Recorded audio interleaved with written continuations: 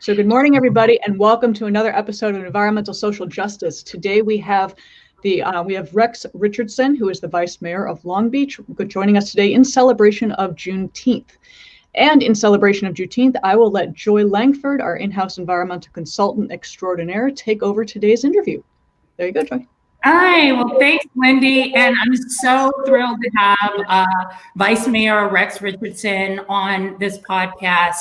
He represents a quite unique part of Long Beach that deals with so many environmental social justice issues. And he's just been a real leader in the community, not only in Long Beach, but in various areas in Southern California. So thanks, Rex, for doing this podcast with me. And hopefully we can educate people on the significance of Juneteenth, as well as how some of these environmental social justice issues still play out today in Southern California. Absolutely. Thank you for the invitation. Look forward to the conversation. I hope we do well. I think we will represent very well. All so right. Let me give everybody a background on Juneteenth. Juneteenth is the oldest African-American celebration. And Juneteenth is a commemoration of the ending of slavery.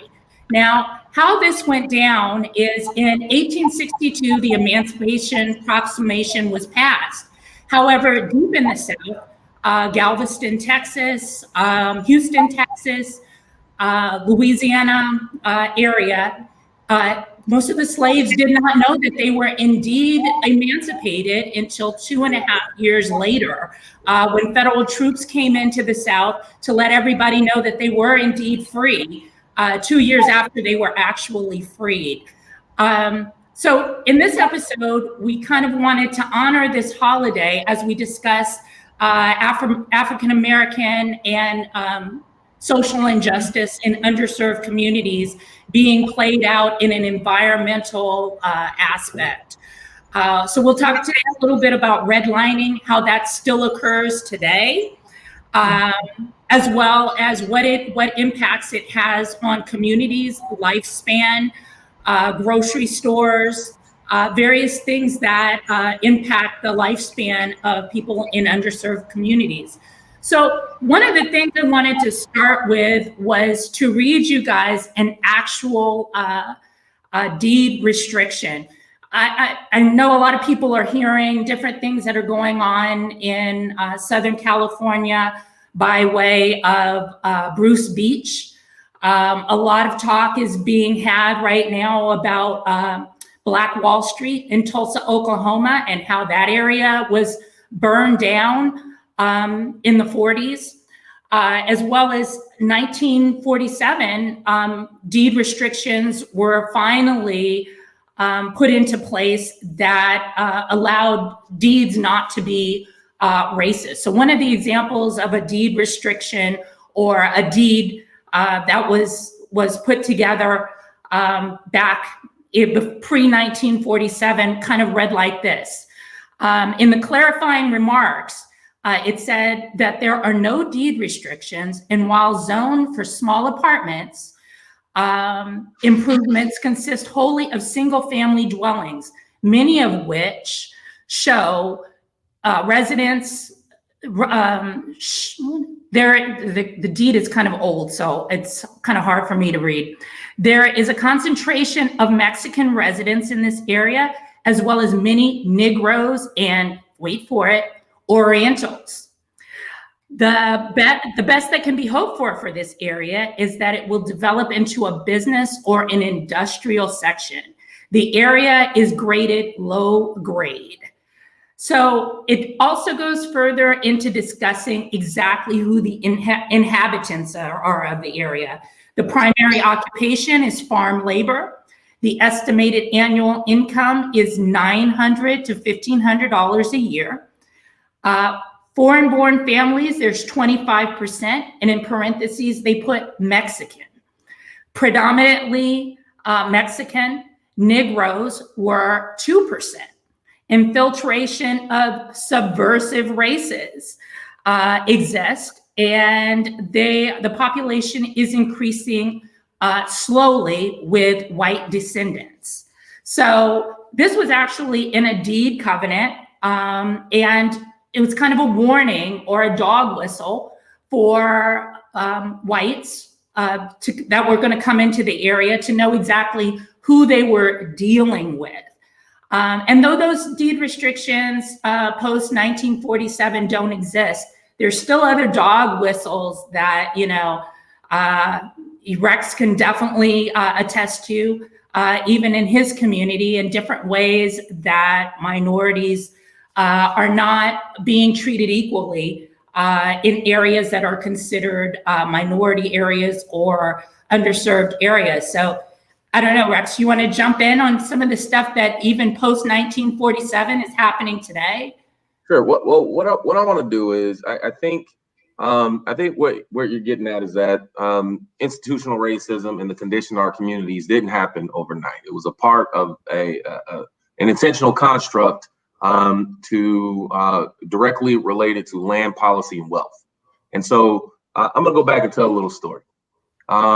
It starts right around the time that you're talking about. You know, there was during the Great Depression, there was a run on the banks, and folks at that time, a lot of their mortgages were just about 5-year mortgages, not 30 years like we have, but they were about 5 years. And the bank said, you know, hey, we're going to need to call back some of these mortgages, and you need to produce about 50% of what you owe. So imagine getting a call and saying, produce 50% of what you owe on your mortgage today. Otherwise, we're going to come give you, we're going to come foreclose on you. And so this happened all around America, to whites, to blacks, everyone. So the federal government jumped in and said, hey, you know what?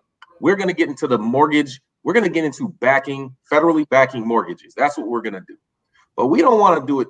Like, we don't want to just go out and do it for everyone. We want to be smart about our investment. We want to limit our risk. So they went out and met with lenders and bankers and mortgage brokers and said, hey, let's figure out a way to limit our risk. And so they came out with maps, and those maps drew all of our communities in 4 different shades. Red meant, we'll start from green. Green meant this is a great community to invest in. They can get our mortgage back loans. Blue, hey, they're still safe. It's still safe to invest in blue. Yellow meant declining, meaning only do it if you had to. And then red meant by no means do you offer any federally backed mortgages or insurance. And the interesting thing was these lines were not drawn based on any metric aside from race. That was the only metric informed by local real estate professionals and bankers. And so all of our housing policy across America was built on that foundation. Fannie Mae and Freddie Mac, all of that was built there. And these maps were kept a secret all the way until the 1970s. Now, this was an effort to help bail people out, make sure that they can get what they need to stay in their homes, but it was not extended to people who live in red or yellow line communities. Now let's take another step. What happened that's related to environmental and social justice? Well, a part of that bailout, and this was called the New Deal. Everyone talks about the New Deal. A big part of that was the federal highway system. The federal highway system is the biggest infrastructure investment that ever happened in America. It was originally built to move war machines across America, but ultimately became what we know today as American highway system. Well, that required the US government to go and make real estate purchases to go across those routes. And where did they go? They went to communities where the property values were already depressed so they can buy more in order to build these freeways. So they ultimately went to red and yellow line communities that were already starved of investment and brought their land value down. These were all land policy decisions.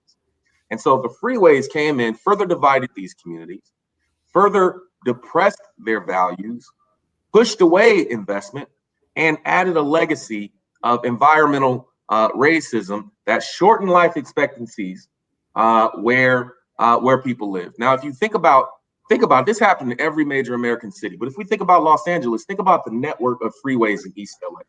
Think about the 710 corridor. Think about the 91 freeway cutting right through Compton and North Long Beach, intersecting in my city council district, the 710 and the 91, right? So here we are today. We still have the same health vulnerabilities. We still have the lack of investment in our communities because it is almost impossible. If you starve a community of investment for generations, you can't just add water and expect that garden to grow back. It takes deep work to invest in the very soil to turn that garden around. And that is what you call institutional racism. When you see crime happen in these communities, a lot of times we say if those people are destroying their community, they're doing it. No, that is an outcome of systemic policy connected to land that is designed to push wealth in certain communities at the expense of others. And that is the foundation of why we have long-term sustained poverty, crime, lack of educational attainment levels, lack of investment in communities that are predominantly people of color. So yeah, exactly. So one of the things that brought to my mind while you were talking was for the last few years, 20 years or so, they've been saying that the big part of the racial divide was lack of health care. It's not the lack of health care, it's the lack of environmental care that places Black and brown people at a disadvantage and giving them 20-year less lifespans than, say, somebody who lives in West LA or Beverly Hills. The environmental portion, more so than the health portion, is what really stands out in my mind as far as why there are such differentiations in healthcare, a lack of clean water, lack of clean air, which Rex is on the board of South Coast Air Quality Management District that deals with these particular areas in Los Angeles and providing clean air.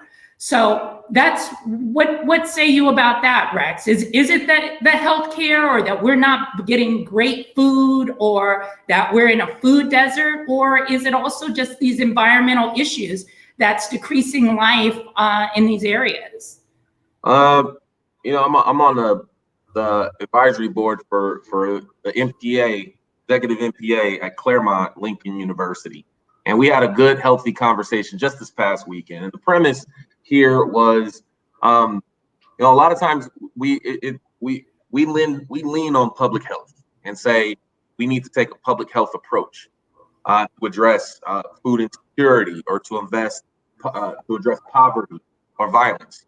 And in many ways, they're not wrong. It is associated with the very health and your ability to live and thrive. But the issues are not public health issues. They weren't created through a public health lens. The issues were created through land use policy and economic policy. And you cannot separate the two. Public health is typically underfunded. What you need is long-term systems thinking related to land and economic policy. So if we know the freeway system, it's hard to pick up a freeway and move it. You know that you have sustained poor air quality. What does that lead to? That's going to lead to higher medical bills. That's going to lead to vulnerability in your community. What does vulnerability mean? Vulnerability means these communities are more susceptible for decline and a higher impact when things happen. For example, right now we're recovering from COVID-19 across America, the health impacts, the economic impacts. But as folks may say, when it rains in America, it pours in the Black community. And that's because the vulnerability issue says that it will take longer for someone who lives in these communities, directly connected to these communities. It will take them longer to recover economically. It will take longer it will be more expensive for them to deal with a respiratory virus. It will impact students' ability to go to school, parents' ability to have childcare so they can go to work. And so it compounds in these communities, essentially furthering the racial wealth gap, the healthcare gap, furthering these issues. And a lot of times people think, oh, we're going to put this issue on the individual. That individual was set up generations ago, just by the very sake of where they live. You can tell a lot about a person by the zip code they live in. It isn't because of the people who live in that zip code. It's because of the environmental conditions set out by our policies that are anchored to those zip codes. And so we have to commit to long-term systems thinking. What does that mean? That means we have to, if we know that businesses aren't going to survive for the first 3 years in a certain community, why burden them with the same business license fees that may happen in other communities, right? We should be removing burdens to thrive. We should be thinking about where we invest in affordable housing. Should we continue to build as much affordable housing by in these neighborhoods and by freeways, or should we invest in other economic opportunities like buying, like down payment assistance, an opportunity to get people to own their first home, removing barriers to begin to build generational wealth? Should we make sure that areas that actually have access to open space are required to build housing and not overburden them in communities that don't have a lot of open space, right? And distribute the housing more fairly and equitably. What about investment into infrastructure? A lot of times, folks want to maintain a certain level, just make sure the streets aren't slipping. We have to be thinking about vulnerability index as we invest in it. It's never enough money for streets and sidewalks, but we got to factor in how we define need. Vulnerability needs to factor into how we define need. So all of these things are connected to land policy, and the way out, you can't get out just by thinking public health. You have to think public health, economic policy, and land policy. Yeah, especially with the new housing builds that they're building all over Southern California, I think one of the great things would be electrification, electrifying some of the new apartment buildings going up, offering deep incentives, almost as in a free electric car, so that people will live in some of these new buildings that are coming up, providing the charging infrastructure in those buildings. I know there's a new compound that's going up in Valencia that's going to be all net zero, and they're offering everybody a free car as well to be able to, if you purchase a house, you get a free car. So they're rolling part of that money into the mortgage. By no means do I think that anything is free or that anybody's giving something away for free, but we need to train. If we're going to get to net zero by 2035, we need to offer incentives such as these for people to move back into some of these communities. As well, one of the things that's really bothering me right now is an area that's very close to my house, the Crenshaw corridor. There are only 2 grocery stores on the Crenshaw corridor, and guess how many are going to stay in business due to this hero pay that was first implemented in Rex's district. And now the grocery stores are using that to turn against underserved communities, which will limit the amount of grocery stores in these areas. And on the Crenshaw corridor, that will be both grocery stores, both major chains, that will be moving out of the area. One right next door to one of the largest senior citizen housing complexes in Southern California. So, Rex, I'd love to talk to you about the hero pay, lastly, and how they're using that as a dog whistle to close things down in underserved communities. So earlier I said, when it rains in America, it pours in the Black community. Well, during the COVID-19 pandemic, you saw a higher rate within Black communities, largely because Black communities, they had the service jobs, frontline service jobs, go out every day at the height of the pandemic. And what are those jobs? A lot of those jobs are working in groceries, providing the very things people need, food and toilet paper and things like that.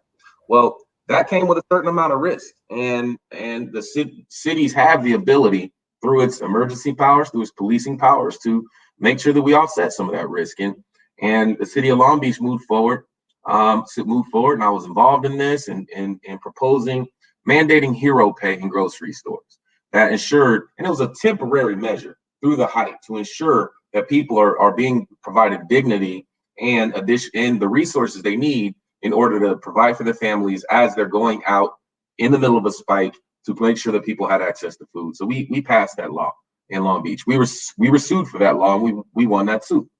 And The retaliation from that law was the Kroger company said that they were going to close down low performing stores in cities that adopted hero pay because they couldn't pay this additional $4 in a short period of time.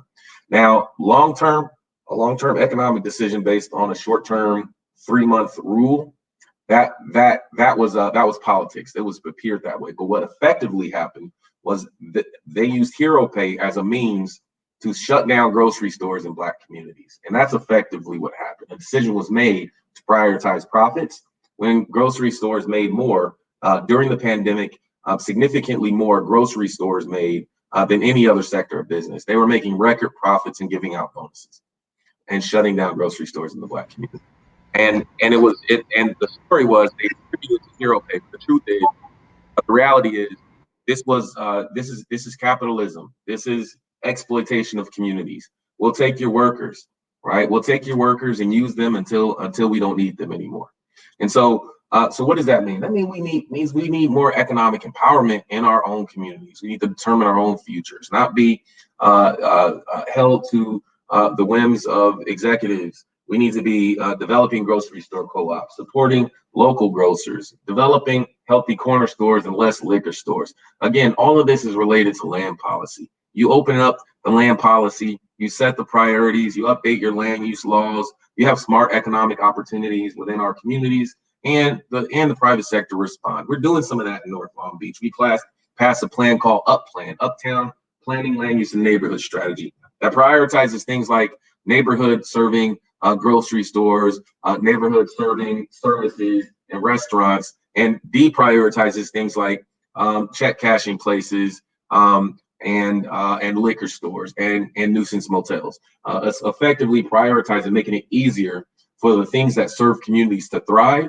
and make it more challenging to continue to perpetuate things that take away from our community and do not add to our community. And through land use policies, we can achieve these long-term goals. If I may interject, I wanted to thank you for the clarification with respect to Kroger closing down the stores, because when that first came out, I believed the hype or the story that they were underperforming. This was a business decision. It had nothing to do with hero pay. And I was wrong. And I mean, I have to own that, because I was discussing this with people saying, listen, if you have something underperforming, it's a business decision. So thank you for clarifying that and letting people know it was actually a hero pay issue and an extra $4 in a limited period of time. I think that's very important to make very clear for people to understand. Well, yeah, you go to grocery stores in inner cities and the lines are to the back of the store. Pre-COVID, during COVID, after COVID, people need groceries. We all have to eat, right? Black, brown, white, everybody needs to eat. So especially when there's not a store on every corner, a Ralph's on one corner and Albertsons on another, such as you find in West LA, people have to shop at those particular stores that are available to them in their community. Again, transportation is an issue for most. A lot still take the bus. You're shopping at your neighborhood grocery store, and they're very few and far in between. So there could be no way that the store is underperforming when that's the only gig in town. Let me add this. The Kroger company actually said it in their statement when they announced the first closures in Long Beach, because Long Beach initiated the hero pay ordinance. They said, due to this ordinance, we are now closing low performing stores in Long Beach, and we will evaluate this in every city that passes the hero pay ordinance. It was political. It was a threat to other cities that we will do to you what we did to Long Beach. It was in their statement. I remember a few years ago when they opened the grocery store downtown LA. I mean, and there was like the big hoopla over just opening up the first grocery store. And I remember thinking, wait, there wasn't one there before. I mean, that was a few years after I moved here. And I'm like, but what? I don't understand this. And then of course the ones that move in are going to be like the more expensive ones, and it's going to have everything that people need before. Whole Paycheck is like 5 blocks from Skid Row. Sometimes I look at a Whole Foods bill and I said, not going there. But can you imagine being on Skid Row and that's like your local grocery store? So yeah, there's changes that need to be made in, you know, even downtown LA as to making sure that people have access to food. It's so funny because I mean, going back to like the very beginning of the conversation when you were reading the part from the deed, I mean, it's like that was tame compared to some of the stuff that I read before, where it flat out spelled basically, if you're not white, you're not selling it, you're not buying it. Like, you are not allowed to do this. And I'm like, the first time I read that, I was like, are you freaking kidding me? Like, what the hell is this? Well, Joe, the deed covenants, they still exist. They're just not federally enforceable anymore. But these rules are perpetuated, not through redlining anymore. It's through things like your land use plans. If the land use essentially says, hey, we can bear additional density in overburdened communities, but we don't want to change the character of other communities by changing densities, then what you're doing is further placing additional housing burden in vulnerable communities, and essentially ensuring that the people who live in those communities take on those burdens for the life of the time that they live in those communities. So babies born in those communities will have that shorter life expectancy. Right. And in areas where things are healthier and there are high resource communities, that's where we should be placing more affordable housing. And as president of SCAG last year, I was president of Southern California Association of Governments. We adopted our regional housing needs assessment plan, and we prioritized placing housing near high resource communities, placing high housing in communities with jobs and access to transit, which meant that communities like Orange County, who originally didn't have as much density, they had to take on their share. Not more, not less, but their fair share of housing to build. Cities like Long Beach, my city, we already prepared to build 28,000 units by updating our land use plan. So when the regional housing needs assessment came out and said you have to build 26,000 units, we were already prepared for that because we zoned for 28,000 units over the next 20 years. And so through land use and policy, we can either perpetuate institutional racism or we can help to eliminate institutional racism. It just comes down to those decisions. I would say this one thing. President Obama had a My Brother's Keeper town hall just 2 weeks ago, where he's talking to young people. And he's doing Obama style. He's talking slow. He's putting the kids to sleep. He's being a professor. It's like I loved it. It was classic Obama. And what he did was he said, we're in the third Reconstruction period in America, right? First one was obviously after Civil War. There were a whole host of policies after Civil Rights Movement, Voter Rights Act, Civil Rights Act, Fair Housing Act, which were really a new commitment to how the federal government will work and eliminate the issues created by from Reconstruction through Jim Crow. But we're going into a period now of Reconstruction where it's a lot of policies that are really rooted in local cities. It's not going to be a bunch of congressional actions. It's going to be a whole bunch of cities and city council members and mayors, county supervisors, district attorneys, sheriffs, who are going to set policy related to housing, homelessness, economic development, the way that your communities are policed, the way you understand public safety. All of those things are what this new Reconstruction period is. So who are going to be the champions of this new Reconstruction period? It's going to be your council members, your mayors, who are committed to systems thinking bigger than barking dogs, trees, and trash, but thinking more so about the next 30 years and how we improve air quality and how we change the economic conditions and expand economic opportunity for anyone who lives within a particular jurisdiction or geography. Exactly. It's like, I think that what Joy was bringing up, so that complex that's going up, I think you said in Valencia? Yes. Okay, that's great. We're going to talk about the running in a free car. That's factored into the mortgage. So you've already shut out a ton of people who can't even afford to get into these programs. So Right. We're still perpetuating the same cycle we're going to talk a good game, but we're still not able to do anything to back it up and really give people the benefit. And yeah, it is an institutional thing. And I think, like, for me personally, this past year was like a huge wake-up call because I had never heard of the Tulsa, Oklahoma, what happened there. I'd never heard of that before. We weren't taught about this in school. We weren't taught about any of the history of America and what we've really done to our citizens and the people who are actually building, trying to keep, it's just disgusting, whatever. So, I mean, it's been this huge wake up call for a lot of people, but unfortunately we have to do it ourselves because, I mean, that goes right back to what you're talking about, Rex. We're not educating ourselves on how much we've done to ourselves. You know, we've tried to paint this rosy picture that we're like, oh, we're one country, we're all together. No, we're not. We're not. We're doing, you know, our country has been set up to keep people apart as opposed to bring it together. And I think that's been the harsh wake up call that we've seen over this past year. And then I know for me, I'm a white man. I admit it. I mean, I have not had to have the same experiences. I know you're laughing at me, Joy, but it's the truth. I don't have the same. I don't have the same experience as other people. So, but I'm also educated on that. I never even knew what to ask people before because you didn't hear about things to ask about. So it's kind of this whole, how do you break that cycle of just? Well, I'll tell you this. It's, you know, eliminating anti-Blackness or acknowledging institutional racism doesn't mean that this is anti-white. It's not about being anti-white. Agreed. It's not about whites stepping back and allowing blacks to step forward in every conversation. I think it's about everybody stepping in and leaning into the conversation, acknowledging that we're not talking about individuals, we're talking about this. That's where systems thinking is. You have to design alternative systems that are superior and more inclusive.